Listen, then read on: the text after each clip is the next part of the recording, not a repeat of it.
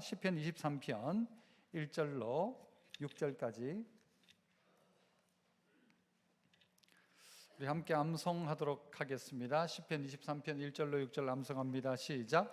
여호와는 나의 목자시니 내게 부족함이 없으리로다. 그가 나를 푸른 풀밭에 누이시며 쉴 만한 물가로 인도하시는도다. 내 영혼을 소생시키시고 자기 이름을 위하여 의의 길로 인도하시는도다. 내가 사망의 음침한 골짜기를 다닐지라도 해를 두려워하지 않을 것은 주께서 나와 함께 하심이라.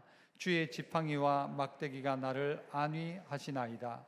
주께서 내 원수의 목전에서 내게 상을 차려주시고 기름을 내 머리에 부으셨으니 내 잔이 넘치나이다. 내 평생의 선하심과 인자하심이 반드시 나를 따르리니 내가 여호와의 집에 영원히 살리로다. 아멘. 시편 23편을 가지고 하루에 대입해서 이야기하는 분이 있더라고요. 아침에 일어나서 저녁까지. 어떤 분은 인생에 대입해서 이야기할 수 있습니다. 사람이 태어나서 믿음의 길을 걸어 마지막 순간까지 우리 전체의 과정이라고 할 수 있을 것입니다. 1년으로 하면 봄, 여름, 가을, 겨울, 인생으로 하면 인생 전체. 여러분, 우리가 어떻게 해석하고 어떻게 보느냐에 따라서 이 말씀은 우리에게 큰 교훈이 되어집니다. 특별히 23편의 가장 클라이막스와 같은 것은 뭔가 하면 오늘 5절 말씀입니다. 5절 말씀 중에 여러분 가장 중요하게 동그라미를 쳐야 될 게 있다면 무엇일까요? 저는 여기에다 동그라미를 쳤습니다. 주께서 내 원수의 목전에서 상 차려주는 것도 좋고 기름 발라주는 것도 좋은데 여러분, 우리에게 얼마나 이 통쾌한 일인가 하면 원수가 보는 앞에서 이렇게 한다는 것이죠. 내 원수의 목전에서. 그래서 5절 말씀을 딱 읽다가 갑자기 머리에 탁 스치는 게 오늘 설교 제목이었습니다. 설교 제목이 뭐죠? 유쾌, 상쾌, 통쾌. 무슨 선전입니까? 아마 이 변비약 선전이었는가 그런지 모르겠는데 여러분, 이 말이 너무 좋은 겁니다. 유쾌, 상쾌, 통쾌. 인생을 살아가다가 우리의 인생 가운데 어느 한순간에 유쾌하고 상쾌하고 통쾌한 시간이 오는데 그것은 먹던 밥 먹을 때가 아니라 나를 괴롭히고 힘들게 하던 사망의 음침한 골짜기를 지날 때 우리를 그렇게 힘들게 하던 모든 문제들이 있었는데 이 문제들이 갑작스럽게 어떻게 해요? 완전히 바뀌어져 버리기 시작하는 것이죠. 그래서 그 문제를 딛고 일어서서 어떻게 해요? 저 높은 고원으로 올라간다고 했지 않습니까? 골짜기를 지나 이 사망의 음침한 골짜기를 지나서 높은 고원에 가니까 거기에 새로운 풀밭이 쫙 펼쳐져 있는 것입니다. 이 장면을 이야기하는데 여러분, 그래서 오늘 우리의 인생에도 하나님의 인도를 따라가면 어려움이 없고 힘듦이 없고 만사형통이고 다 그렇게 생각하는데 그렇지 않죠. 우리의 인생에 봄, 여름, 가을, 겨울이 있더라는 것입니다.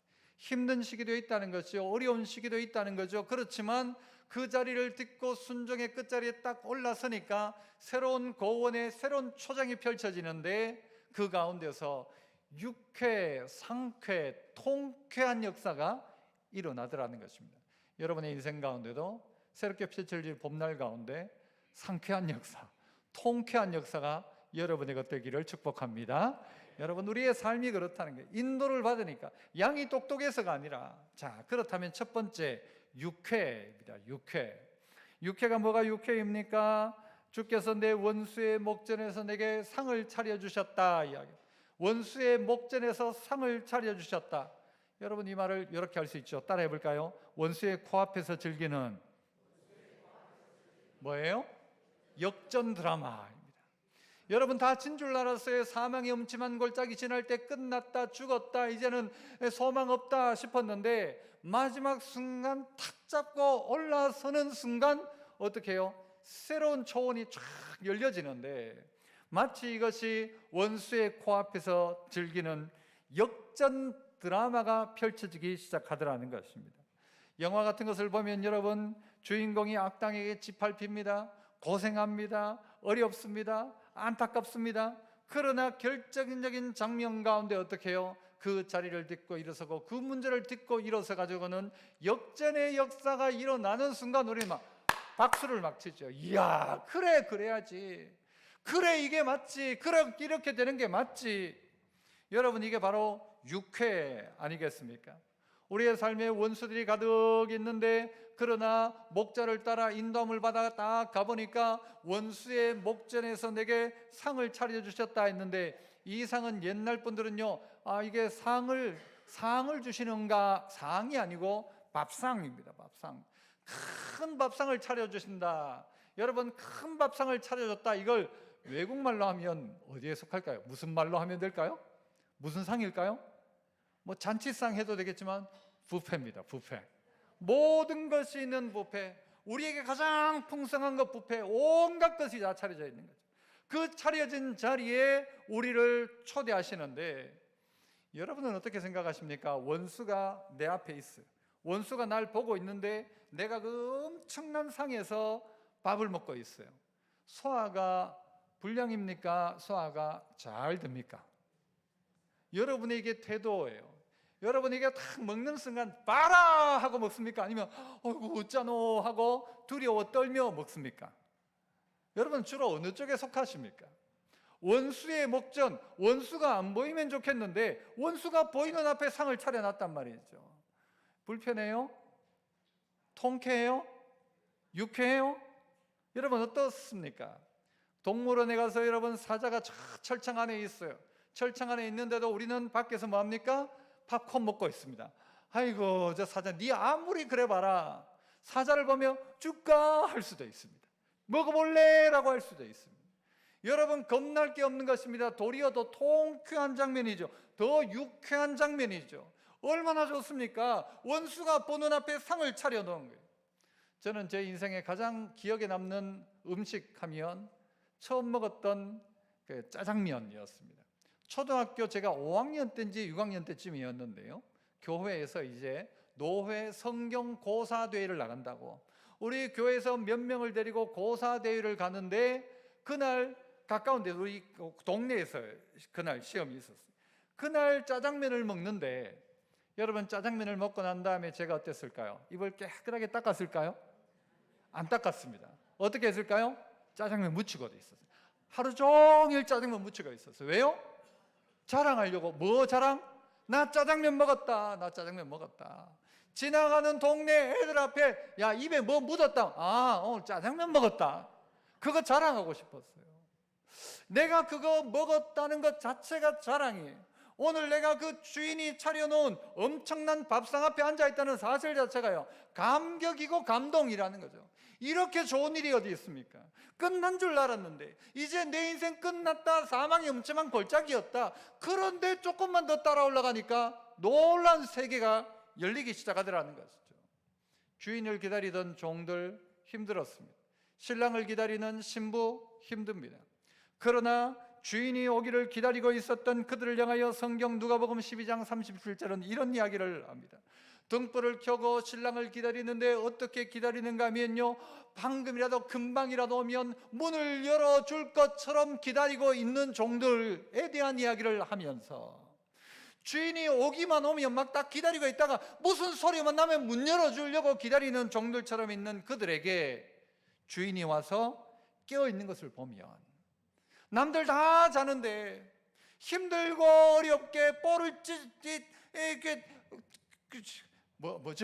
꼬집어가면서 그렇게 기다리고 있던 그 종이 깨어있는 것을 보면 그 종은 뭐가 있어요? 복이 있으리로다. 내가 진실로 너희에게 이르노니 이 말은 진짜다. 이것은 약속이다. 이건 분명하다. 이게 진실로 이르노니 진실로 이르노니 그런 그들에게 그 종들에게 어떻게 한대요? 주인이 뭘 띠고? 띠를 띠고 누구를? 그 종들을 그 다음에 어떻게 해요? 자리에 앉히고 나와서 누가? 주인이 누구에게? 종에게 뭐 한대요? 수종 들리라. 말도 안 되는 이야기죠. 어떻게 주인이 종을 수종듭니까? 주인이 어떻게 띠를 띠고 그 종을 자리에 앉히고 그리고 그를 자리에 앉히고는 수종을 둡니까? 아니 종이 웨이터 해야 되죠. 그러나 주인이 웨이터 노릇을 한다는 거죠. 주인이 와서 누구에게?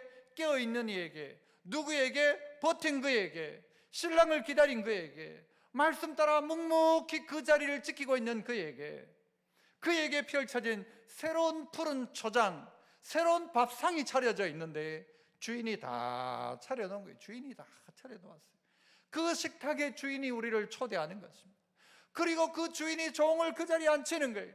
그리고 종이 그 자리에 앉아가지고 그 엄청난 부패상을 받아가지고 누리고 있는 것을 누가 보고 있어요? 저쪽에서 원수들이 보면서 자가 왜 저 자리에 앉나? 저 종이 저기 왜 저 자리에 앉아있냐? 할 때 여러분, 이 종은 그 자리에 앉아서 어떻게 해야 될까요? 봐라, 우리 주인이 내게 이런 자리를 베푸셨다.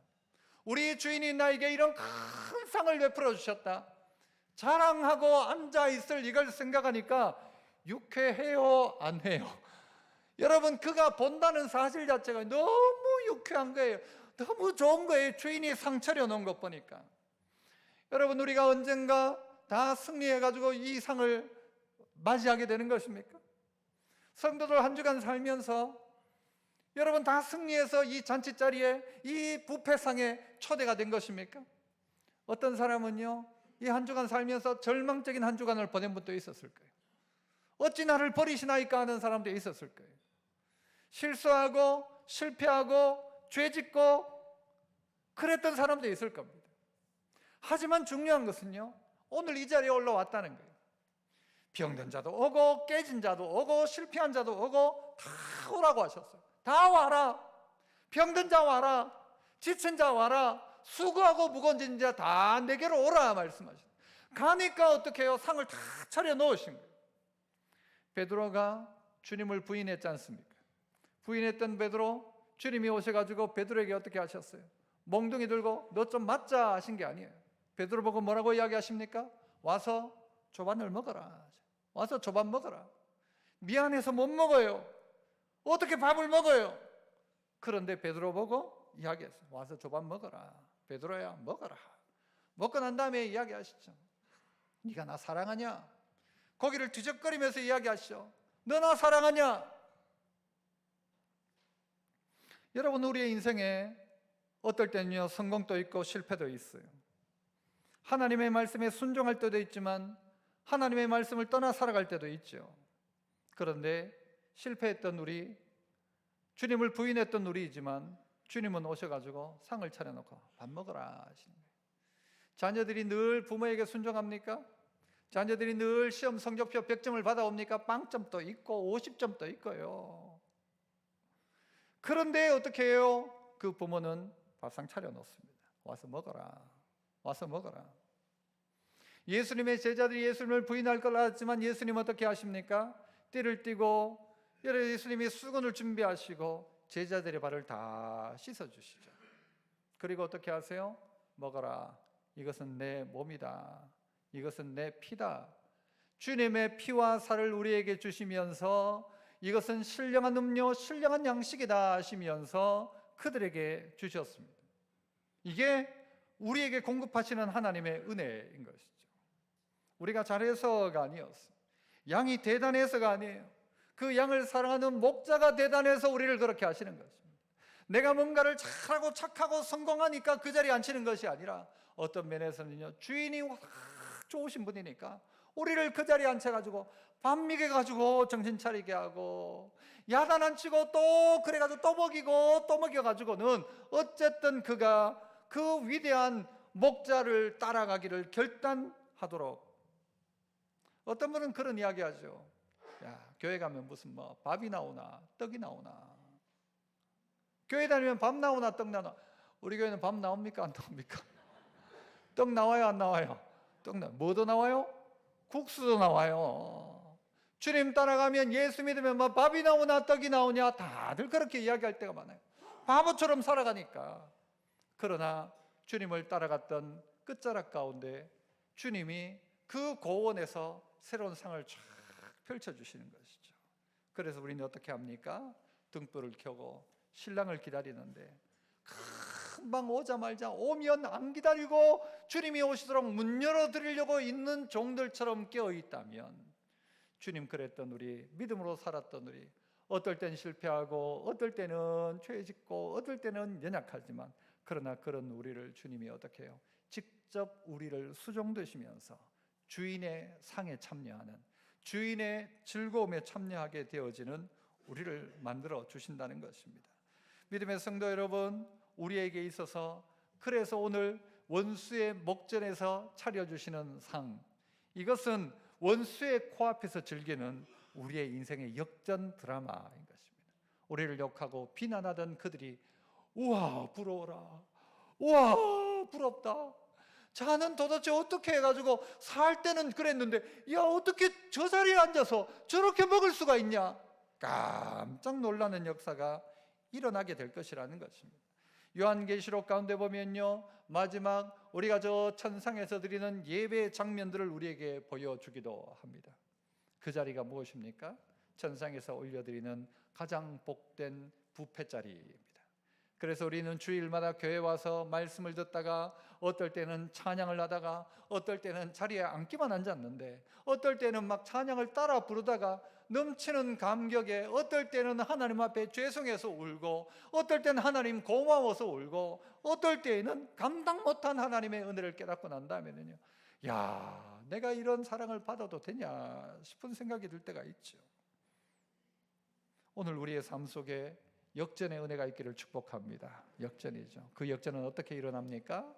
여러분, 주님의 인도함을 받으니까, 내가 대단한 능력이 있어서가 아니라 주님의 인도를 받으니까 큰 상, 그 상 앞에 앉아서 드디어 역전되었음을 깨닫는 자리가 뭔가 하면 원수가 보는 앞에서 상을 차려주는 거예요. 그리고 원수가 딱 우리를 보고 있을 때, 봐라, 봤냐? 내가 예수 믿을 때 그렇게 하더니 봤냐? 역전의 역사가 일어나더라는 것이죠. 이 두 번째는요, 상쾌입니다. 육쾌 뭐예요? 상쾌, 마지막은 통쾌. 이 상쾌를 저는 이렇게 해석을 하고 찾았습니다. 무엇입니까? 내게 상을 차려주시고 그 다음에 어떻게 목자가 기름을 내 머리에 부으셨다 이야기합니다. 양의 가장 큰 문제는 뭔가 하면요, 여러분, 양 스스로가 뭔가를 할 수 없다는 것이라고 했지 않습니까? 발톱이 대단한 것도 아니고 이빨이 날카로운 것도 아니고 뿔이 있는 것도 아니고 아무것도 없어요. 힘도 없고 능력도 없고 머리도 나쁘고 넘어지면 일어나지도 못하고. 그런데 이 양을 괴롭히는 것 중에 하나가 뭔가 하면요, 해충입니다. 물론 온 털 사이에도 온갖 해충들이 끼어가지고는요, 양 깎아주면 이 방법이 없다고 했잖아요. 그런데 양을 가장 괴롭히는 건 뭔가 하면요, 온갖 벌레, 쇠파리, 말파리, 뭐 발 뒤꿈치 파리, 사슴파리, 찐득이, 등에 모기, 강나귀 뭐 다 있답니다. 온갖 해충들이 있는데 냄새 나고 하니까 막 해충들이 달려들죠. 그런데 해충 중에 가장 양을 괴롭히고 가장 많은 자리를 어디에 공격하는가 하면 양의 코를 공격한답니다. 코는 뭐가 있어요? 습기가 있잖아요. 촉촉하거든요. 그러니까 이런 날파리들 습기가 있는 것을 좋아하다 보니까 코 이런 데 싹 와가지고는요, 요게 유충을 거기다 새끼를 딱 알을 넣는 거예요. 그러면 요게 자라가지고 나중에는요, 이게 이 유충들이 나중에 머리까지 파고든답니다. 그러면 그 고통이 너무 크니까요, 이가 코에 있는 걸 떼낼 방법도 없고, 다른 뭐 이렇게 동물들은 뭐 손도 있고 또 아니면 꼬리가 길어가지고 파리를 축축 쫓기도 하고 하는데 방법이 없다 보니까요, 이 양이 괴로우면 나중에 어떻게 하는가, 머리를 막 벽에 갖다 박는데요. 고통스러우니까 방법이 없으니까 막 머리가 이게 확 아프니까 나중에는요, 막 머리를 막 박치게 해가지고 머리를, 그런 때 있잖아요, 머리가 깨질 듯이 아프다. 머리를 깨고 싶은 거예요. 그러면 고통이 사라질 것 같은. 어떤 분 보니까요, 이렇게 어깨에 통증이 있다 보니까 막 어깨를 막 나중에는 막 잘라내고 싶다 싶을 정도로 고통이 심하다는 이야기를. 고통이 찾아오면 그런 것입니다. 이 양에게도 그런 고통의 때가 찾아오면요, 방법이 없는 거예요. 그러니까 머리를 벽에다 대고 막 박아버리는 거예요. 방법이 없는 거죠. 이 양이 해결하지를 못하는 거예요, 그것을. 뭐 어떻게 이걸 막 혀가 막 길게 나가지고 코를 막 길게 확 할 수 있으면 몰라도 그것도 안 되고, 어디 가서 뭔가를 할 수 있는 방법이 없을 그때 목자는 양을 살핍니다. 그리고 그 양의 머리에 기름을 쭉 붓습니다. 기름을 발라버립니다.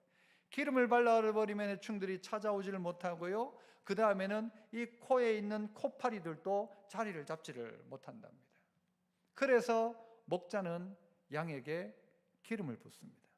향료와 함께 그 올리브 기름을 가지고 샥 기름을 바르고 나면요, 이 벌레들이 못 찾아오는 것이죠. 종종 저도 여름철에, 요즘은 집집마다 그 모기가 별로 없습니다만은요, 꼭 자다가 보면 꼭 한 마리가 귓가에서 엥 하지 않습니까? 여러분 신경 끄고 그냥 잡니까? 아니면 불 켜고 잡습니까? 잡아야죠. 그거 안 잡으면요 밤새 고생하는 거예요. 밤새 고생해. 불 켜면 모기가 보여요, 안 보여요? 안 보여. 저희 집에는 분업화 되어 있습니다. 모기 찾는 것은 아내가 찾고 잡는 것은 제가 잡고, 아내가 잘 봐요. 여기 있다 하면 제가 가가지고 그 모기 딱 잡습니다. 안 잡고는요 못 자요. 그런데 어떨 때는요 찾아도 안 보여. 아이고 뭐 어디 딴 데 갔는 모양이다. 다시 자자. 불 딱 끄고 눕는 순간 다시 모기가 엥거립니다. 안 잡고 그냥 자면요 결국은 그 다음날 보면요 어딘가는 물려있어요. 몇 군데가 뭐 물려가지고 간지러워요. 우리의 인생에 이런 모기, 파리, 해충들이 있습니다. 양을 괴롭힙니다. 생각을 바꿔버립니다. 머릿속을요 복잡하게 만듭니다. 그래서요 하나님 말씀 따라 살아가지 못하도록 머리를 아프게 만들고 머리를 복잡하게 만들고 다른 거 생각하게 하고 잘못된 걸 생각하게 하는 우리 머릿속이요 자꾸 이 생각이 지배를 받기 시작해요. 해충 때문에. 사탄도 우리 머릿속을요 그냥 두지 않는 거예요. 생각을 해도 꼭 그렇게 나쁘게 생각하게 하고, 꼭 뭔가 해결책을 꺼내도 제일 악한 것을 꺼내게 만들고, 자꾸요 사탄은요 우리 머릿속을 자꾸 그렇게 장악하려고 합니다. 그때마다 해야 될 일이 뭔가 하면요 성령의 기름으로 우리에게 싹 바르는 거죠. 그래서 해충이 우리에게 접근하지 못하도록, 해충이 우리를 괴롭히지 못하도록 싹 막아서는 것입니다. 막아서지 않으면요 우리는 그 통제를 받는 거예요. 그래가지고는 방법이 없으니까, 이 아픈 것 이걸 해결을 못하니까 막 벽에다가 막 갖다 머리를 박는 거예요. 기름을 바른다는 말은 우리를 치료한다는 말이기도 합니다. 연약한 부위에 기름을 바르죠. 기름을 바르죠. 그리고 치유가 일어나기 시작합니다. 그래서 목자는 양의 아픔을 안다는 것이죠. 목자는 양이 어떤 고통을 당하고 있는지를 알고는 먼저 선제적으로 그에게 기름을 바르기 시작하는 것입니다. 시편 132편 18절을 보니까 이런 말씀이 있어요. 원수에게는 뭐를 옷 입히고? 수치를 옷 입히고 그에게는 왕관이 빛나게 하리라. 원수에게는 수치의 옷을 입혀버려서 원수들이 부끄러워가지고 고개를 들지 못하도록 하시지만, 하나님의 우선 예수 그리스도 하나님의 백성에게는 왕관이 빛나게 하리라. 기름을 붓는다는 말은요 치유의 의미도 있지만, 기름을 붓는다 이것은 신분에 관계된 이야기이기도 합니다. 여러분 메시아가 뭐예요? 기름 부음 받은 자예요. 누가 기름 부음을 받습니까? 왕, 제사장, 선지자가 기름을 바르게 되죠. 그래서 그에게 평민이었던 목동이었던 다윗에게 기름을 부어서 그를 이스라엘의 왕으로 삼으신 것처럼 신분의 변화가 일어나기 시작하는 것입니다. 신분의 변화. 그래서요 아까 안 읽었습니다마는 상쾌하다는 것은 이런 의미입니다. 기름 부으심으로 새롭게 시작하는 새로움이라는 것이죠. 한번 따라서 해볼까요? 기름 부으심으로 새롭게 시작하는 새로움. 기름을 부으니까 그때 새로워지기 시작하는 거예요. 기름을 부으니까 치유가 일어나요. 여러분 내 머릿속을 지배하고 있던 그 수많은 해충들과 잘못된 생각이 일시에 싹 빠져나가기 시작하는 것이죠. 그리고 기름을 부음으로 우리를 왕같은 제사장으로 삼으시는 거예요. 하나님의 백성으로 삼으시는 거예요. 그의 신분을 바꾸어 주시는 것이죠. 집을 나갔던 탕자가 집으로 돌아왔을 때 아버지가 어떻게 합니까? 아들은 이야기하기를 나는 지금부터 아들이라 칭하지 말고 품꾼의 하나로 여겨주십시오 하지만, 아버지는 어떻게 해요? 아니다, 너는 내 아들이다. 그에게 가락지를 끼워줘요. 그에게 약속의 상징, 유산의 모든 상징을 그들에게 준다는 거죠. 신발과 옷을 다 새롭게 입힙니다. 그리고 그에게 새로운 신분의 삶을 살도록 하시더라는 것이죠. 오늘 주님은 우리에게 오늘 양의 이야기를 하면서 똑같은 이야기를 우리에게 하고 있는 것입니다. 너희는 왕같은 제사장이다. 내가 너에게 기름 부어 너를 왕같은 제사장으로 삼았다는 것입니다. 그래서 우리의 삶들 속에 이 새로운 신분으로 살아가는 것입니다. 새로운 신분으로 살아가는 것이죠. 그래서 아파하고 힘들어하고 있던 그에게 어떻게 해요? 기름 부음으로 말미암아 새로운 역사가 일어나기 시작하니까 너희가 더 이상 세상에서 두려워하고 떨지 말라. 도리어 기뻐하고 즐거워하라. 하늘에서 너희 상이 큽니다. 우리에게 그렇게 말씀하고 계시죠. 아무것도 아니었던 우리에게 성령의 기름을 부으심으로 말미암아 이제 우리는 새 사람이 된 것입니다. 새로운 길을 걷기 시작하는 것입니다. 두려움이 사라지고 신분은 바뀌었고 이제는 어떻게 해요? 더 이상 이 죄와 유혹 가운데 노예로 살지 않더라는 것입니다. 우리의 삶 속에 이런 일들이 얼마나 많이 있습니까? 주님이 도우심으로 말미암아 치유받았던 일들, 고침받았던 일들, 주님이 아무것도 아니었던 우리를 하나님의 자녀 삼으시고 죄에서 구원하시고 은혜 주신 놀라운 역사가 우리 안에 일어나므로 우리의 인생은 상쾌한 것이죠. 저는 운동을 가끔 하면서 운동하는 목적을 제 친구들에게 그렇게 이야기합니다. 내가 운동하는 이유는 운동하며 땀을 흘리고 난 다음에 집에 가서 샤워하는 그 기쁨 때문에 나는 운동을 한다. 그렇게 이야기한 적이 있어요. 땀을 쫙 흘리고 난 다음에 운동이 끝나고 난 다음에 집에 가서 샤워를 쫙 하는 순간 여러분 얼마나 행복한지 모릅니다. 혹시 여러분 중에 샤워를 마치고 기분 나쁜 분이 있습니까?